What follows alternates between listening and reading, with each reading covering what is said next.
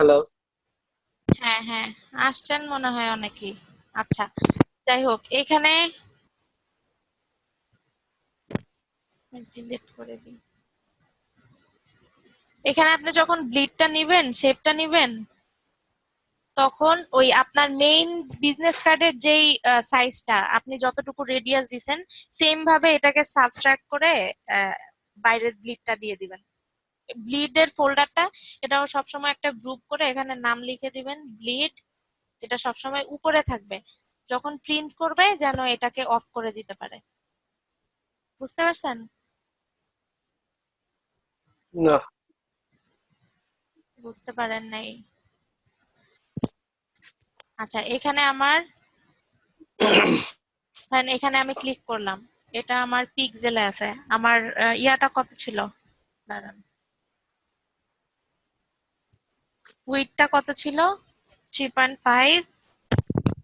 Height ছিল 2। আর এখানে আমি রেডিয়াস কত দিতে চাচ্ছি, মানে আপনার কার্ভটা কতটুকু থাকবে। আমার যদি এখানে কার্ভ থাকে 30 অথবা 50, 50 না 30 পিক্সেলে আসছে, এটাকে আপনার ইঞ্চ করে দিতে হবে। IN লিখে দিবেন, তাহলে ইঞ্চ সে নিয়ে নিবে অটোমেটিক। IN। আর রেডিয়াস এটা পিক্সেলে থাক, সমস্যা নেই।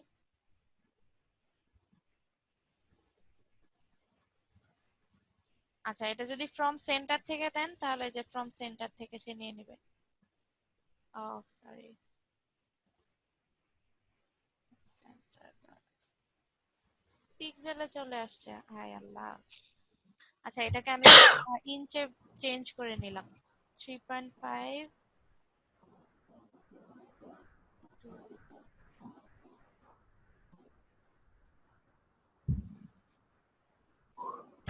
এই যে দেখেন,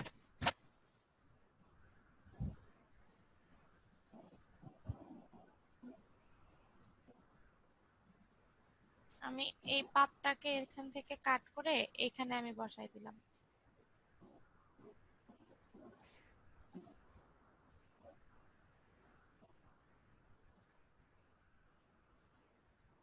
এই ভিতরের পার্টটাকে সাবট্রাক্ট করে দিবেন।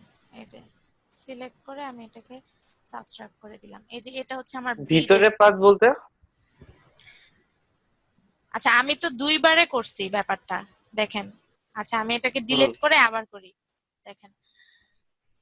গাইড গুলোকে সরায় ফেলে রাখো, ওই যে মাঝখানে এই গাইড গুলো। এই যে দেখেন, আমি একদম কর্নার থেকে, এখান থেকে আমার পুরাটার হ্যাঁ। মাপটা কত ছিল? 3.75 ছিল না, ব্লিড সহ? হুম। ইঞ্চ। হুম। আবার এখান থেকে 2.25 ইঞ্চ। ওকে করলাম। এই যে আমার পুরাটা নিয়ে নিল। এখন এটার ভিতরে আমার কি, আহ, আমার যতটুকু আমার ভিজিটিং কার্ড, ওটা তো আমার বাদ থাকবে ব্লিড এরিয়া, তাই না? তো হুম। এটাকে আমি এই যে এখানে ধরলাম, ক্লিক করলে আমার এখানে সাইজটা আমি দিয়ে দিলাম। আমার কার্ডের সাইজ কত? 3.50 ইঞ্চ। আচ্ছা সরি, এটা না, আমি হচ্ছে এখানে রাউন্ডেড যেটা এটা নিব। ঠিক আছে, রাউন্ডেড এটা নিলে আমি এই যে এখানে উইথ দিয়ে দিছি, হাইট দিয়ে দিছি। উইথ হবে হচ্ছে 3.5, আমার মেইন বিজনেস কার্ডের সাইজ যেটা। আর এখানে দিয়ে দিলাম হচ্ছে 2। আর এখানে আমার রেডিয়াস কত, রেডিয়াসে কার্ভ হবে, এটাও দিয়ে দিলাম। এইটাকে চেঞ্জ করে ফেলছে, 1 মিনিট। এখানে 3 দিয়ে দিলাম।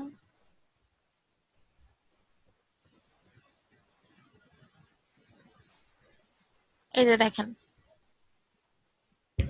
বুঝতে পারছেন কি? আচ্ছা, আমি হুম। আবার ব্যাক করি, দেখেন এই যে হ্যাঁ। আমি এটা পুরাটা রেক্টেঙ্গেল নিলাম না, হুম। পুরাটা হচ্ছে আমি ব্লিড সহ রেক্টেঙ্গেল নিলাম। ব্লিড হ্যাঁ। নেওয়ার পরে হুম। আমি এই যে সাবট্রাক্ট নিলাম, মানে এটা তো আমার বাদ থাকবে, এটা তো আমার মেইন বিজনেস হুম। কার্ড।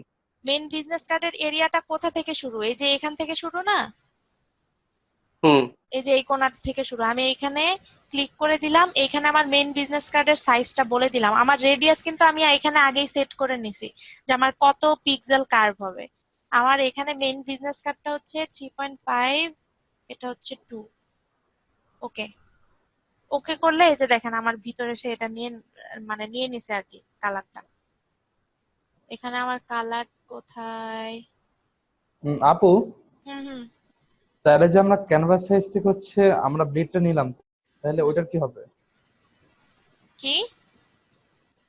আমরা যে ক্যানভাস সাইজ থেকে ব্লিডের কালারটা চুজ করলাম বা ব্লিডটা নিলাম এক্সট্রা, তো ওইটার কি হবে? মানে একটা কালার হয়ে আছে না যে রেড না, চারিদিকে। রেড তো আপনি নিবেন না, এটা তো পুরাটা হোয়াইট থাকবে। এটা তো হ্যাঁ। আমার যখন মানে আমি যখন আগে ক্যানভাসটা নিয়ে নিছি, তারপরে আমি যখন এটাকে ক্যানভাস সাইজটাকে বড় করছি, এ তো সবসময় আমার ব্যাকগ্রাউন্ডে যে কালারটা থাকে সে ওইটা নিয়ে ও নেয়। আচ্ছা আচ্ছা। হিসাবে এটা সরি। আমার হোয়াইট থাকার কথা ছিল, আমি রেড হ্যাঁ। নিছি। আপনার ব্যাকগ্রাউন্ড তো সবসময় এরকম থাকবে, অথবা আপনার যদি ভিজিটিং কার্ডের ব্যাকগ্রাউন্ড যদি ব্ল্যাক থাকে বা অন্য কোনো কালার থাকে, আপনার ভিজিটিং কার্ডের যেইটা থাকবে, যার ডিজাইন থাকবে, এই ব্যাকগ্রাউন্ডে তো এই ব্লিড এরিয়া পর্যন্ত পুরাটাই ওই একই ডিজাইন থাকবে, তাই না? হুম। না না, আপনি যদি ব্ল্যাক বিজনেস কার্ড করতে চান, আপনার তো ব্যাকগ্রাউন্ড এরকম থাকবে, এইটার উপরে এটা থাকবে ব্লিড। যখন সে প্রিন্ট দিবে, যে সে যেন বুঝতে পারে যে আমার ব্লিড এরিয়া কতটুকু, এটা বাদ দিয়ে তারপর সে এভাবে প্রিন্ট করবে। ঠিক আছে? আপু, হ্যাঁ, মকআপে বসানোর জন্য কি আমরা পিএনজি তে সেভ করবো না জেপিইজি তে? মক আপ দেখাবো নেক্সট ক্লাসে। আপাতত এই আহ, এতটুক পর্যন্ত কোনো প্রবলেম থাকলে জিজ্ঞেস করেন তাড়াতাড়ি।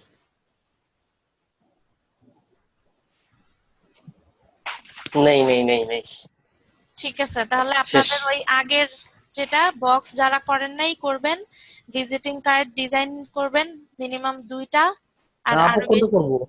হ্যাঁ হ্যাঁ, কোনটা মানে ডিজাইন কোনটা করব? ডিজাইন কোনটা করবেন মানে ইচ্ছা আমি কি মতো। নির্দিষ্ট করে বলে দিব এই ডিজাইনটা করবেন?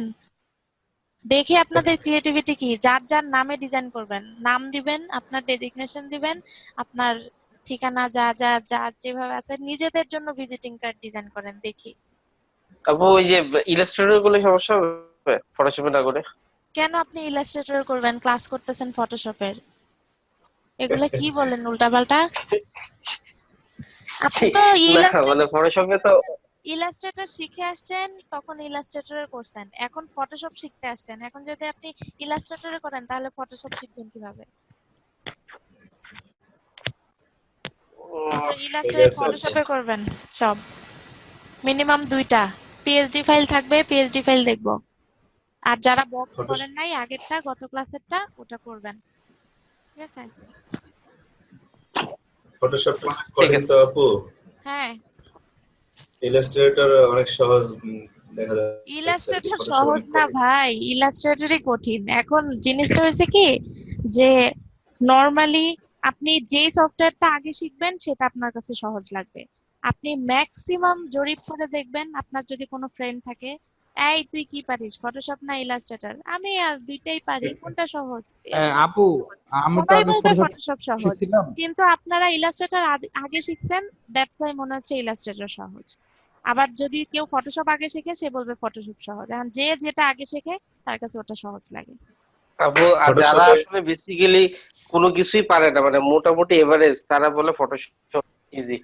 কিন্তু হ্যাঁ, যারা বস লেভেলের এরা কিন্তু সবসময় ইলাস্ট্রেটরের কথা বলে যে ইলাস্ট্রেটরটা এখন আপনি যদি মানে দুইটাই পারেন, আপনার কাছে দুইটাই সহজ মনে হবে। আপনার কাছে কি কোনোটা কঠিন মনে হবে? আমি যদি ফটোশপ সব জানি, সব ইউজ করতে পারি, এমন কোনো জিনিস নাই যেটা আমি বানাইতে পারবো না। সেটা ফটোশপে হইলেও পারবো, ইলাস্ট্রেটর হইলেও পারবো। এখন আমাকে যদি জিজ্ঞেস করেন, আমি কি বলবো কোনটা কঠিন কোনটা সহজ? আমার কাছে তো দুইটাই সহজ, যেহেতু আমি পারি। এখন আপনারা যেহেতু নতুন শিখতেছেন, সেহেতু আপনারা ইলাস্ট্রেটর শিখে আসছেন, এজন্য ওটা সহজ লাগতেছে। ঠিক আছে? আপু একটা প্রশ্ন আপু, হ্যাঁ বলেন।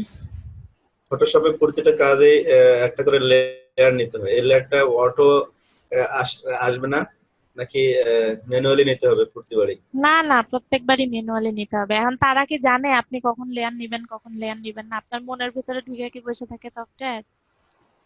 আপনার যখন দরকার আমি তো তখন আপনি, এটা এমন রুলস না ফটোশপে যে আপনার প্রত্যেক কাজের ক্ষেত্রে আপনার আলাদা আলাদা লেয়ার নিতে হবে।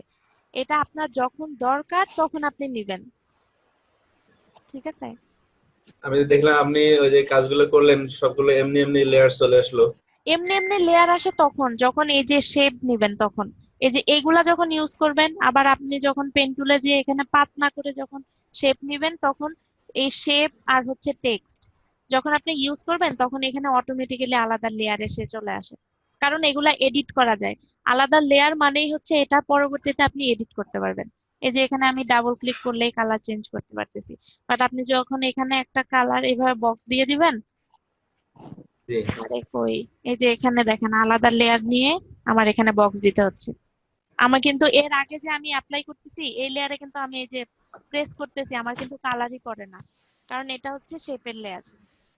জি ঠিক আছে, তো এটাই আপনার যখন লাগবে তখন আপনারা নেবেন। আর কোনো কোশ্চেন আছে কারো? ঠিক আছে আপু, আজকে এ পর্যন্তই।